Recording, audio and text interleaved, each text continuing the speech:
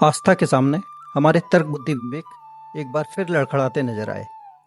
उस दिन हमारे साथ जो हुआ वह किसी चमत्कार से कम नहीं था, क्योंकि वहाँ कोई तो था जिसे हम भले ही देख ना पाए हों, लेकिन वो हमें देख भी रहा था और सुन भी रहा था, जिसने हमारी जुबान खुलते ही हमारी इच्छा पूरी करने का इंतजाम भी तुरंत कर दिया था। परिक्रमा में ऐसा हमारे साथ आश्चर्यजनक रूप से लगातार हो रहा है। अच्छी बात यह रही कि इस बार सब कुछ कैमरे में सिलसिलेवार तरीके से रिकॉर्ड हो गया। कक्कड़ भरता कितने दिन पहले खाया था? ये शायद होली वाले दिन या उसके दूसरे दिन खाया था। उसके बाद नहीं मिला? साहू जी ने खिलाया, उसके बाद नहीं मिला। अच्छा, साहू जी के घर में खाया था, उसके बाद नहीं मिला? उसके बाद नहीं। काफ़ी दिन हो गए हैं कक्कड़ भरता खाए हुए। हाँ। तो मैया से प्रार्थना कर दो, मैया आगे कहीं भरता चाहिए हमें। हाँ, नहीं वाकई में रियली में चाहिए। तो कक्कड़ मैया से प्रार्थना करना पड़ेगा। मैया से बोल दो, इच्छा बता दो कि कक्कड़ भरता की प्रसादी करवा देना मैया कहीं। हम पतई घाट से आगे बढ़ ही रहे थे कि मैया के किनारे चलते हुए मन में एक इच्छा जागी। काश आज मैया को टिक्कड़ भरता का भोग लगा भोजन करने का मौका मिल जाता। सोचा, कह दिया, अब आगे मैया जाने। देखिए मैया कैसे भक्तों की इच्छाएं तुरंत पूरी करती है, मतलब जरा भी देर नहीं लगाती, और जो भी कामना आकांक्षा इच्छा होती है, चाहे वो छोटी हो बड़ी हो, ऐसी ही एक इच्छा मैडम की भी पूरी हो गई। ये जब से हम लोग यात्रा में चले थे तब से ये एक चीज़ चाह रही थी, जो कि इनको आज नीलकुंड आश्रम में मिल गई। क्या चीज़ मिली मैडम? कौन सी इच्छा थी मैया की? थी एक जो गुम गई थी, छूट गई थी कैप। हाँ, तो उसके बाद नीलकुंड आश्रम में महाराज जी ने हमें ये वाली कैप दे दी। और मुझे यही चाहिए थी, क्योंकि ये ऐसे कवर करती है और हल्की है, इसलिए। हैट चाहिए थी, हाँ, ना? हैट चाहिए। कैप नहीं चाहिए थी, हैट चाहिए थी, और हैट मैया ने ये दे दी। मैया ने दिलवा दी, वो भी अपना नाम लिखी हुई। हाँ, मैया का नाम लिखी हुई। ये हैट कैसे हासिल हुई आपको? ये नीलकुंड आश्रम में हैट रखी हुई थी, तो हमने महाराज जी से पूछा कि महाराज जी ये ले लें क्या, किसकी है ये? तो बोलते अरे कोई परिक्रमावासी छोड़ गया है, ले लो, कोई दिक्कत नहीं। तो हो सकता है कि मैया ने किसी से बोला होगा कि भाई छोड़ जाओ, या कुछ ऐसा किया होगा जो हम तक पहुँचे। नर्मदा परिक्रमा केवल एक यात्रा नहीं, ये माँ के साक्षात चमत्कारों का सिलसिला है। आज हम आपको ले चलते हैं उस पावन क्षण में जब माँ नर्मदा ने हमारी मन की बात सुनी और जंगल में टिक्कड़ भरता का भोग लगवाया, वो भी हमारे ही हाथों से बना हुआ। रेत में पैदल चलने में काफ़ी तकलीफ होती है, पैर धंसते हैं रेत में। तो मैडम ने एक आइडिया दिया कि किस तरह से चलना चाहिए हमें कि थकान ज़्यादा ना हो और आसानी से रेत पे चल सके।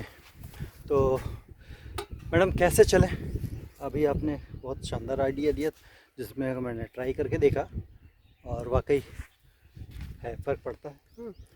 पंजे पहले रखें, पंजे पे पूरा वजन दिया जाए। हाँ, सबसे पहले पंजा ज़मीन पे होना चाहिए, इससे हम पैर नहीं धंसता है। और मैं देखो एड़ी भी रख के पहले बताती हूँ, हमारी आदत ऐसी है, थकान भी हो गई और ऐसे गपते जाएगा। ये आइडिया बेस्ट लग रहा है मुझे तो। कछार में देखिए कितनी फ्रेश और कितनी शानदार लौकी लगी हुई है। मैडम का जी ललचा रहा है इसको देख के। हमारे घर में ही होनी चाहिए। हाँ, हमारे घर में होनी चाहिए लगी हुई। घर में ये तो सिर्फ मैया के किनारे ही हो सकता है। घर में ये मिट्टी, ये वातावरण कहाँ से लाओगे? एक काम करेंगे, ये रेत है ना, गाड़ी में भरवा के अपने घरों की गमलों में डलवाएंगे। कभी कभी नर्मदा जल भी डाल दिया करेंगे। हाँ, मैया का जल अपने ले जाके अपने किचन गार्डन में डालोगी। हाँ, कभी कभी। हाँ, तो पूरा पॉसिबल नहीं है, ऐसे ही सब्जियाँ उगेगी, है ना? पता नहीं है, जो भी है। यहाँ पे लगे हुए हैं तरबूज। ख़ास तौर पे तरबूज इस कछाड़ में ज़्यादा दिखाई दे रहे हैं। ये छोटे हैं, अभी बड़े नहीं हुए हैं, कच्चे भी हैं। ये तरबूज है, वो खरबूज है। हाँ, ये तरबूज है वो खरबूजा है। और जो अभी इसके पहले वो देखा वो खरबूजा है, जिसको कहीं कहीं डंगरा भी बोलते हैं। ये देखिए, इस क्षेत्र में डंगरा बोलते हैं उसको। ये कलिंदा है। ये हाँ, इस क्षेत्र में इसको डंगरा नहीं, इसको कलिंदा, इस क्षेत्र में इसको कलिंदा कहा जाता है। उसको डंगरा। ये कलिंदा है और इसको कलिंदा कहा जाता है।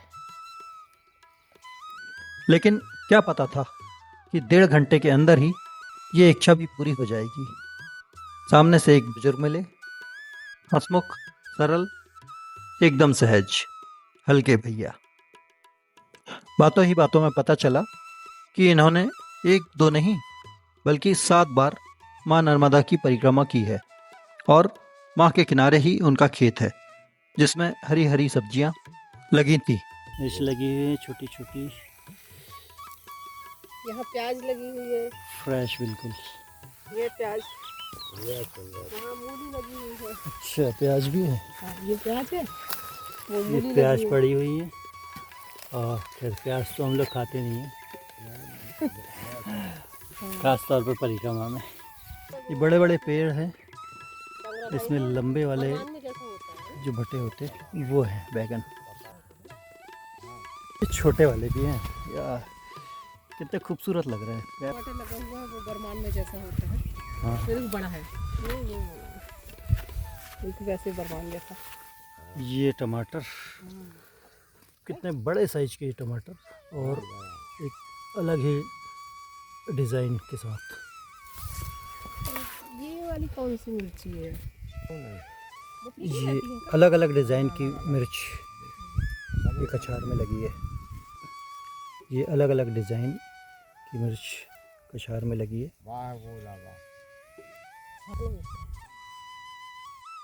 अचानक हल्के भैया ने हमसे कहा, भरता बनाना है? अगर बनाना हो तो खेत से अभी भटे, मिर्ची और धनिया तोड़ देता हूँ। उनके इतना कहते ही हम दोनों ने एक दूसरे की तरफ देखा, मुस्कुराए और नैनों की भाषा में मैया की महिमा का बखान कर गए। हमें समझते देर न लगी कि मैया का खेल अब शुरू हो चुका है। रसम बनाते हैं साउथ में। मकोई। हाँ, मकोई, अपने यहाँ मकोई बोलते हैं, लोग बलून और कुछ नहीं।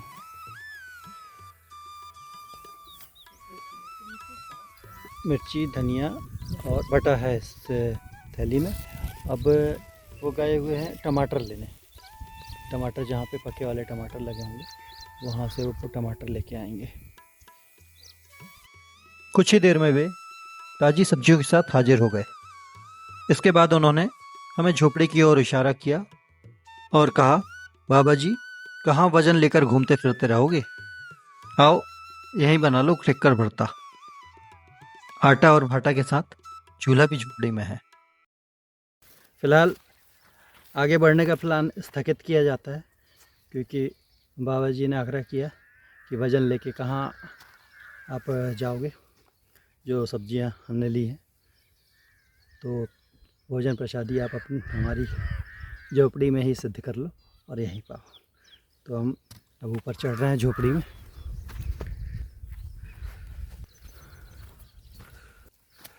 यह है बाबा जी की झोपड़ी।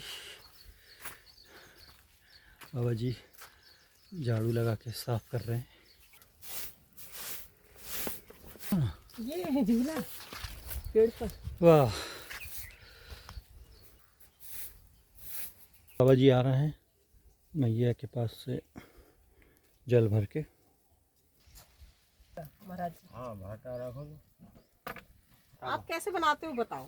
का जैसे आप बनाते हो वैसा बताओ।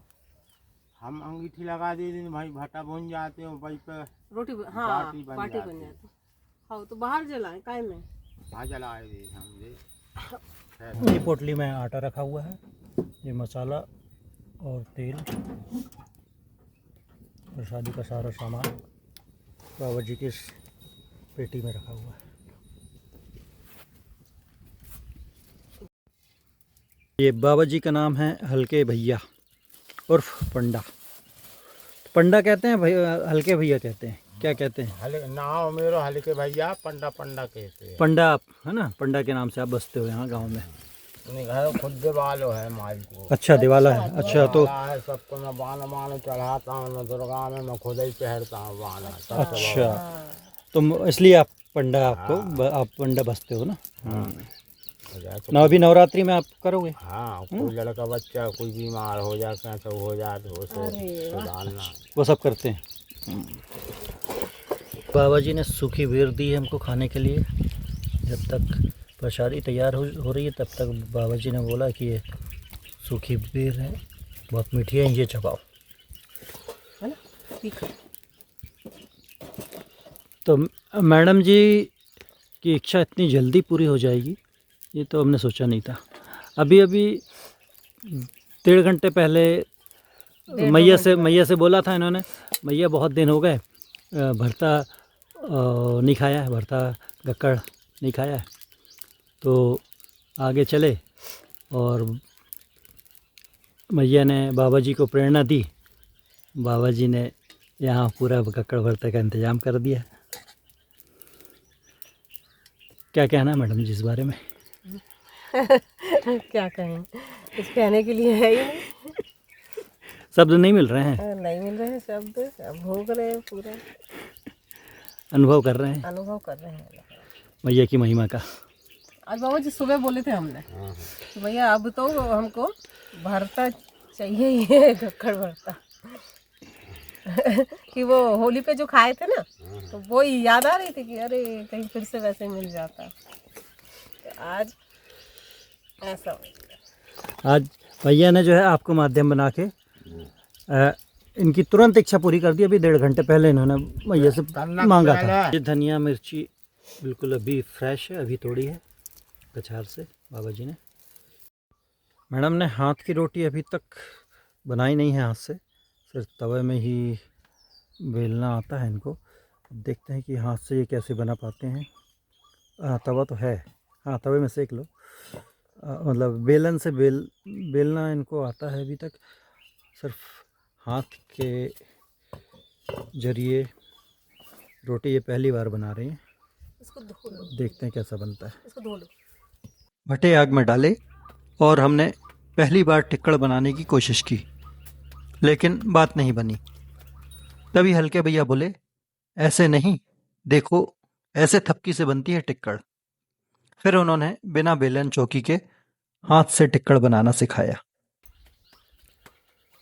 दिखा ये देखो। पापा ने सही वो बताई ट्रिक कि आटा सही अगर गूथा हो तो अच्छी बनती है ना। और पहले उसको ऐसे ऐसे करके बढ़ा लेते हैं, फिर ऐसे करते जाते हैं। तो टाइट होता है या फिर पूड़ी के जैसा? आटा टाइट होना चाहिए, मुलायम होना चाहिए? पूड़ी के जैसा होना चाहिए। तो पूड़ी का कैसा रहता है? पूड़ी का थोड़ा सा टाइट रहता टाइट रहता है। है। ऐसे बढ़ाएंगे तो इसका शेप गोल हो जाएगा, है ना। फिर ये अब देखो गोल हो गया ना, थोड़ा सा और करते जाएंगे, गोल होता जाएगा।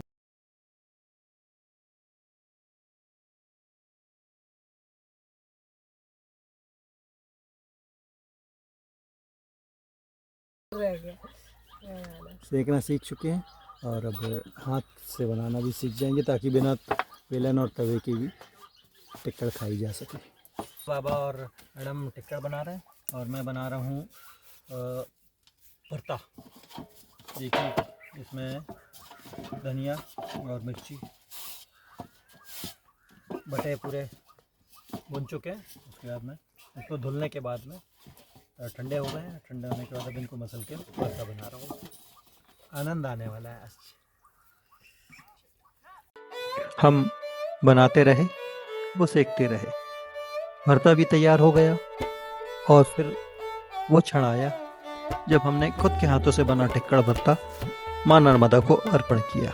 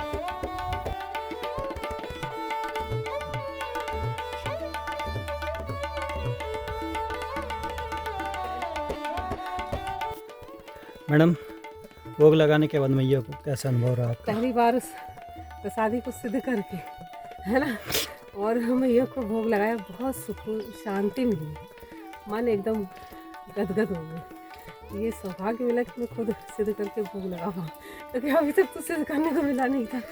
वो भी प्रसादी सवा में मिल जाता था, तो वो मज़ा नहीं आया। आज बहुत अच्छा लगा। देखो, ऊपर चढ़ के हाँप रही हैं मैडम, लेकिन उस जितना हाँपने से ज़्यादा उनके चेहरे पे खुशी और शांति, सुकून, संतुष्टि सब बहुत कुछ अच्छा लग रहा है। देखा जा रहा है। बहुत अच्छा लग रहा है। नर्मदे हर। अरे रे रे।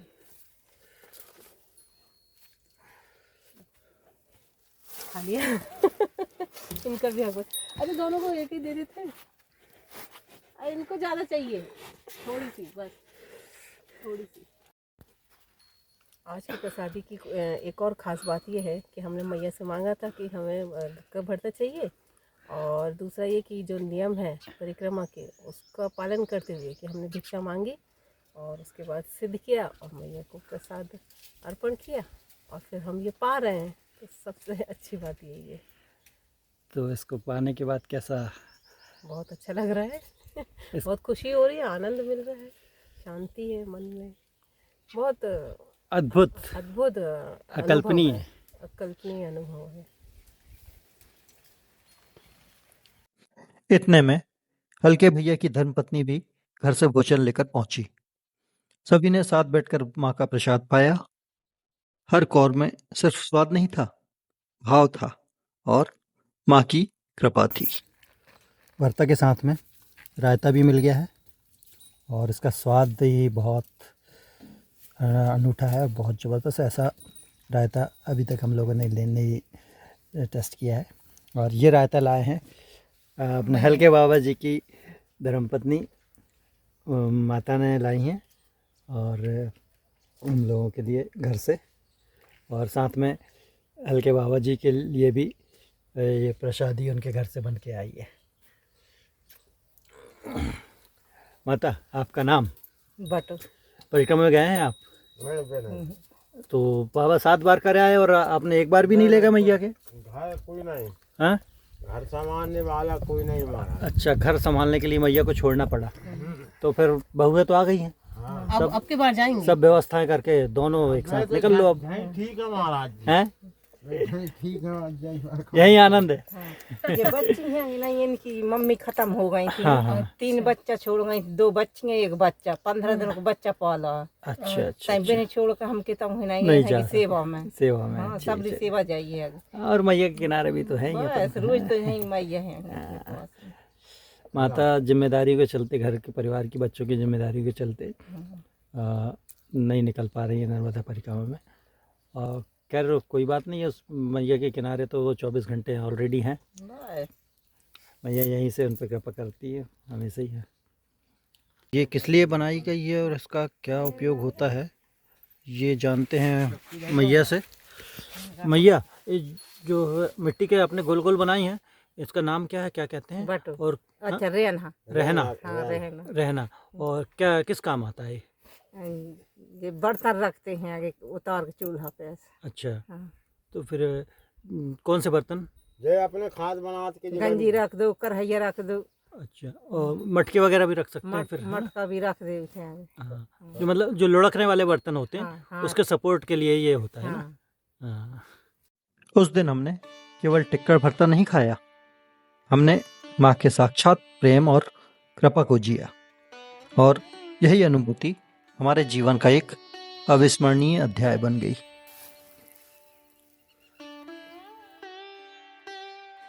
टिक्कर भरता का स्वाद तो भूला जा सकता है, लेकिन माँ का दिया वो एहसास, वो संयोग, वो कृपा कभी नहीं भुलाई जा सकती।